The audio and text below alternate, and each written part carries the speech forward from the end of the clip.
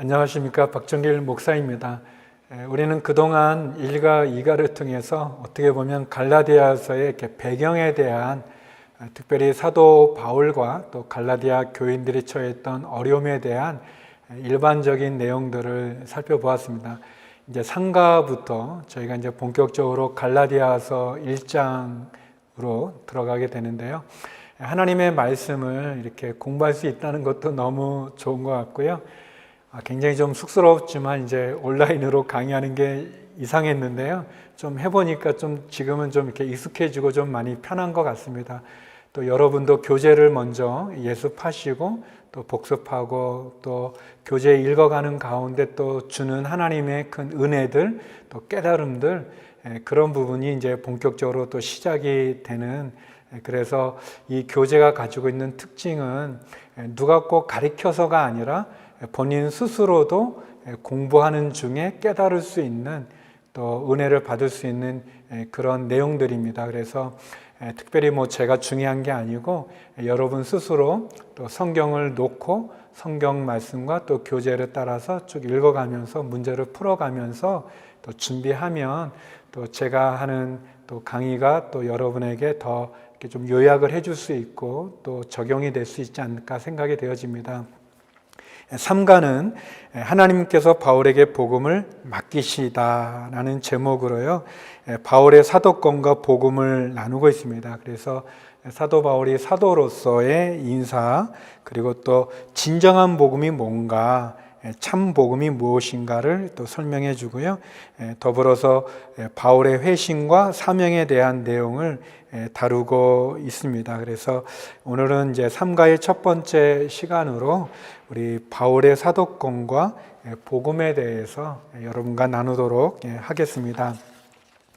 교재 74쪽에 보면 갈라디아서를 이렇게 역사적인 논증, 또 신학적인 논증, 실천적인 논증으로 나눴습니다. 그래서 우리가 전에 살펴본 것처럼 갈라디아서 1장, 2장은 배경이 되어지는 역사적인 논증을 다루고 있고요. 또 3장, 4장은 예수를 믿는 믿음으로 구원을 받는다는 신학적인 논증을 다루고, 또 5장, 6장은 그렇게 믿음을 가진 우리들이 어떻게 살아가야 되는지에 대한 실천적인 논증을 다룬다고 볼 수 있습니다. 사도 바울은 특별히 예수 그리스도를 믿는 그 믿음으로 갈라디아 사람들이 혼란스러워하는 그 혼란함에 대해서 예수 그리스도를 믿는 믿음으로 구원받는다고 하는 이 진리를, 이 참 복음을 설명합니다. 그런데 바나바와 바울이 전했던 이 복음이죠, 예수님을 믿는 믿음으로 구원받는다는 것을 위협하는 유대주의자들이 출현하게 되고, 그들은 말하기를 할례를 받아야만 구원을 받을 수 있다. 예수님을 믿는 믿음 외에도 율법을 지켜야만 구원받는다고 하는 다른 복음을 전하죠. 그것을 전하면서 특별히 바울의 사도권을 문제 삼습니다. 바울은 예수님의 12제자 중에 한 사람도 아니었고, 그는 예전에 예수님 믿는 사람들을 핍박했던 그런 사람인데, 그가 전하는 것은 옳지 않다, 그가 전하는 권위는 있지 않다라고 얘기하면서 사도권을 문제 삼습니다. 그래서 바울은 갈라디아서를 쓰면서 먼저 자신이 사도가 된 것이 어떻게 사도가 됐는지를 설명하고 있습니다. 우리 특별히 이 바울이 자기를 사울이라고 표현하지 않고 바울이라는 이름을 쓰게 되는데요. 그 배경은 다소의 사울이라고 불렀지만 나중에는 이렇게 사도행전에 보게 되면 사도행전 13장 9절이죠. 제가 한번 읽어보겠습니다. 이제 바울이 이제 전도 여행 가운데 누가가 이 사도행전을 기록하면서 이렇게 표현합니다. 그러자 바울이라고도 하는 사울이 성령 충만한 가운데 엘루마를 뚫어지게 쳐다보며 말했습니다. 어떤 엘루마라고 하는 이게 마술사가 이렇게 방해를 하게 될 때 이제 바울이 그의 눈이 이제 멀게 되어지는 그런 사건인데요. 그때 누가가 기록하기를 이렇게 기록합니다. 이렇게 설명하죠. 바울이라고도 하는 사울이라고 표현합니다.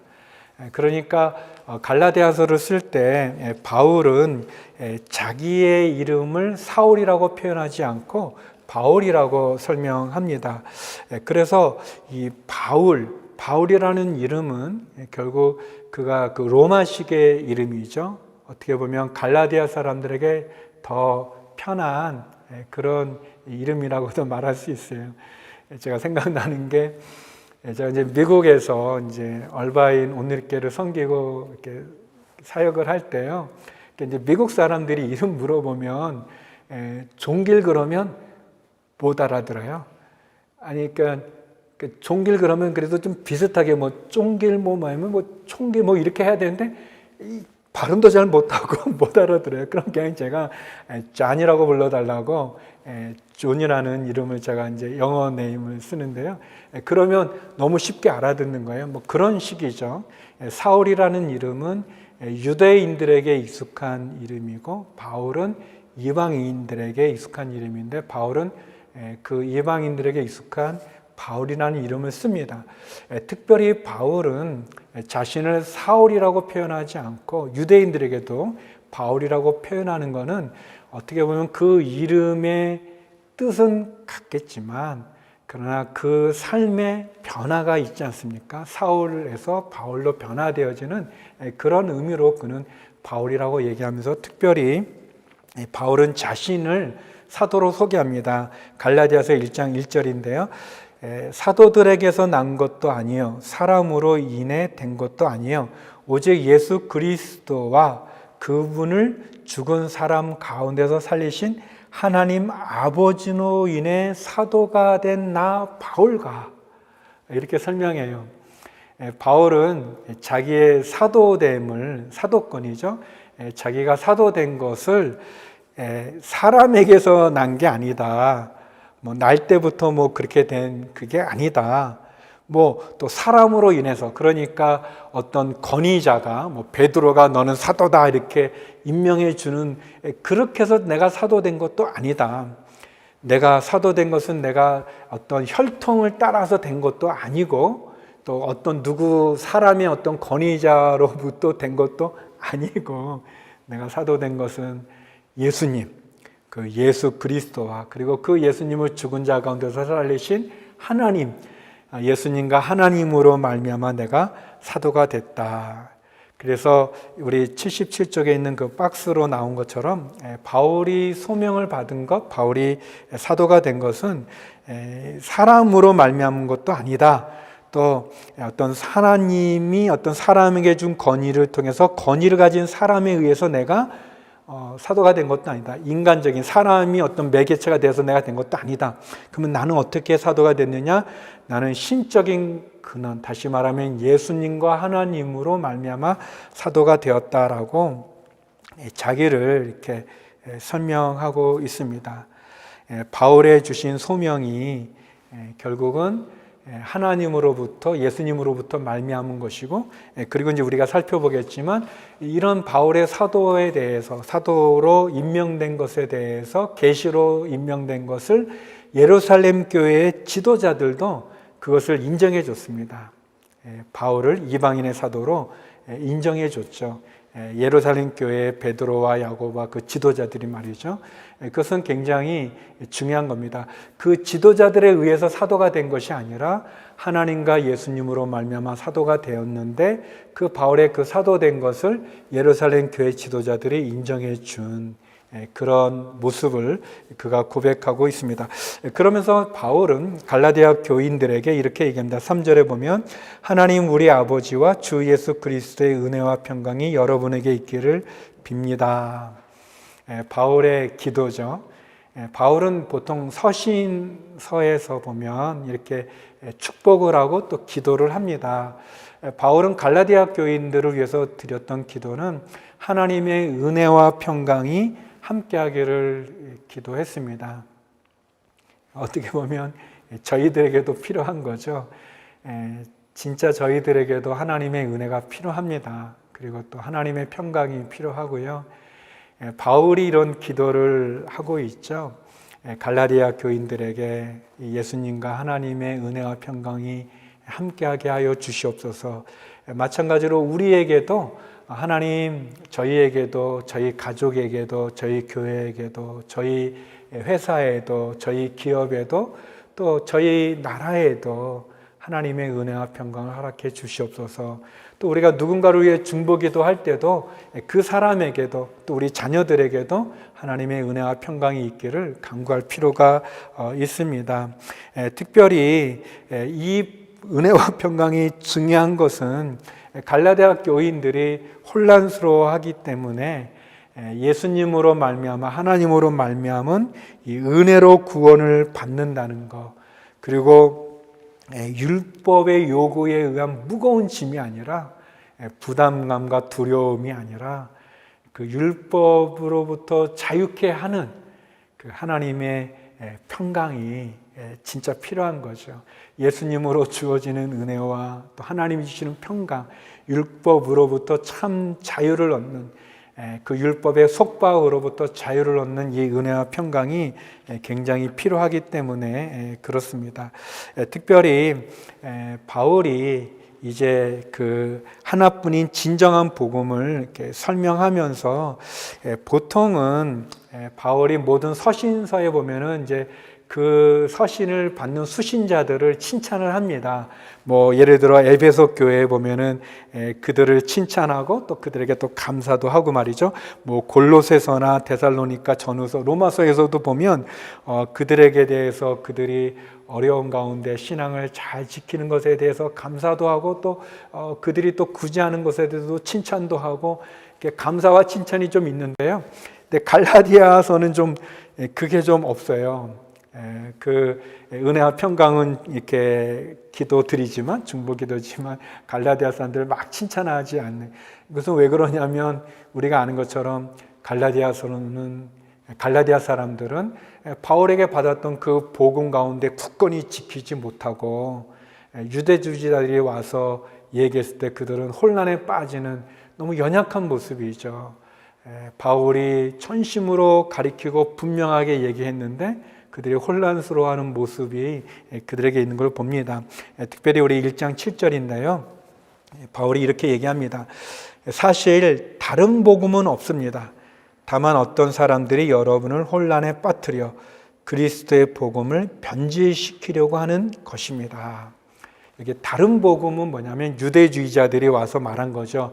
그러니까 예수님을 믿는 믿음 위에 할례를 받아야 되고 율법을 지켜야만, 유대인이 되어야만 구원받는다고 말하는, 유대인 다 와야 된다는 그런 얘기를 그들이 듣고서는 거부해야 되는데, 배척해야 되는데 혼란스러워하는 거죠.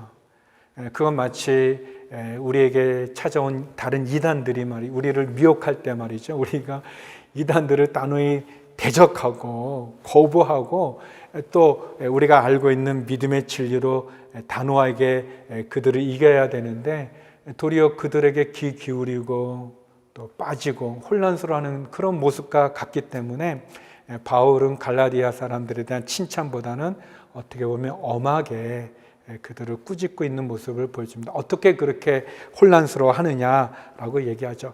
다른 복음을 다른 게 아니라는 거죠. 그리스도의 복음을 변질시키는 거다. 다른 복음은, 그리스도의 복음이 무엇입니까? 그것은 예수님이 하나님의 아들로서 예수님을 믿는 믿음으로 구원받는다는 그 진리를 왜곡시키는 거죠. 변질시키는 거죠. 거기에 뭐 하나 더 해야 된다. 우리가 예수님 믿음으로 하나님의 자녀가 되는데 그것만으로는 부족하고, 그래도 12조 생활은 해야 구원받는다. 술, 담배를 완전히 끊어야만 구원받는다. 구원의 조건이 되면 문제가 있는 거죠. 믿음을 가진 신실한 크리스천들은 12조 생활도 하고 술, 담배를 하지 않지만, 그러나 그것이 구원의 조건은 아니죠. 구원의 조건은 예수님을 믿는 믿음이죠. 근데 그것을 조건화시키는 그런 부분들을 경계할 필요가 있죠. 복음의 의미가 뭐냐? 예수님이 십자가로 우리의 모든 죄의 문제를 해결하시고, 그리고 우리를 은혜로 구원해 주셨다는 거죠. 그래서 복음은 여기 나와 있는 대로 최종 계시입니다. 다시 말하면 복음은 뭐 이렇게 불완전한 거여서 점차적으로 거기에 뭐 플러스해서 점점 발전되어져 가는 게 아니고, 복음은 이미 결론이 난 것이죠. 복음은 이미 완성이 된 거죠. 최종 계시입니다. 그 위에 뭘 더 첨가한다면, 구원의 조건으로 말이죠, 뭘 더 붙인다면 그게 바로 유대주의자들의 주장과 별다를 바 없는 모습이죠. 그걸 우리가 조심해야 되는 거죠. 또 경계해야 되는 거죠. 많은 이단들이 보면 이 진리를 이렇게 약간 비틉니다. 그래서 우리를 혼란스럽게 만들고요, 또 우리를 좀 어렵게도 합니다. 제가 중학생 때 예수님 믿을 때, 제가 예수님 영접하기 때 좀 어려웠던 부분이 뭐였냐면요, 제가 좀 어려운 가운데 신앙생활을 할 때 교회는 나오긴 나오는데 뭐 이렇게 주일날 쓰레빠 신고 나오고, 저희는 이제 교복 세대인데 교복을 입고 나와야 되는데 막 사복 입고 나오고, 그 그냥 예배 시간에 설교 시간도 막 졸고 뭐 이렇게 보면 형편없는데, 저희들이 수련회 가서 이제 사형리라는 걸 배웠는데요. 그 사형리는 이제 복음이죠. 예수님을 믿는 믿음으로 우리가 구원을 받는, 예수님이 우리의 모든 죄를 십자가에서 대신해서 죽으셨고 그분이 부활하심으로 그 구원을 완성했고, 그 사실을 믿으면 구원이, 예수님을 영접하면 그래서 하나님의 자녀가 되는 것을 믿는 그 내용인데요. 제가 그 친구가 예수님을 영접하는데 마음이 불편한 거예요. 왜냐하면 나는 좀 힘들게 예수님 믿는 것도 있고 좀 예수님 잘 믿는 것 같은데, 쟤는 막 예수님 대충 믿는 것 같고 또 뭐 설교 시간에 자꾸 졸고 그러는데, 믿기만 하면 구원 받는다는 그 사실이 좀 불편한 거예요. 그래도 예수님을 믿으면서도 뭐 예를 들면 일주일 새벽 기도를 한다든지 뭐 금식을 한다, 뭔가 그런 게 좀 있으면 좀 저하고 똑같아질 것 같은 생각이 드는 거죠. 이 유대주의자들의 말과 비슷한 거죠. 사실 우리들이 의식 못하지만 우리들의 신앙 가운데도 이 유대주의자들의 주장과 비슷한 것이 많이 있는 거예요. 내가 예수님을 믿는 믿음으로 구원받는 이 엄청난 은혜, 이 엄청난 선물, 이 엄청난 이 축복이 있지만, 그래도 좀 주일 성수를 해야지, 그래도 좀 이렇게 크리스찬답게 살아가야지, 그래도 좀 하면서 뭔가를 더 거기에다가 첨가시키려고 하는 모습이 우리에게 있습니다. 그러면 예수님 믿기만 하면 구원받고 그러면 내 마음대로 살아도 되는가? 그게 구원파라는 잘못된 이단의 주장이죠. 그거는 아니죠. 이제 우리가 뒤에 갈라디아서 5장, 6장 또 3장, 4장에 계속 나오는 논지기도 하지만, 같이 얘기 나누겠지만 그런 거는 아니죠. 그러나 분명 그것이 구원의 조건들은 아닙니다. 우리의 신앙의 삶의 어떤 부분을 할례를 받아야만, 12조를 해야만, 주일 성수를 해야만 구원받는다는 구원의 조건은 아닌 거죠. 복음은 최종 계시라는 거죠.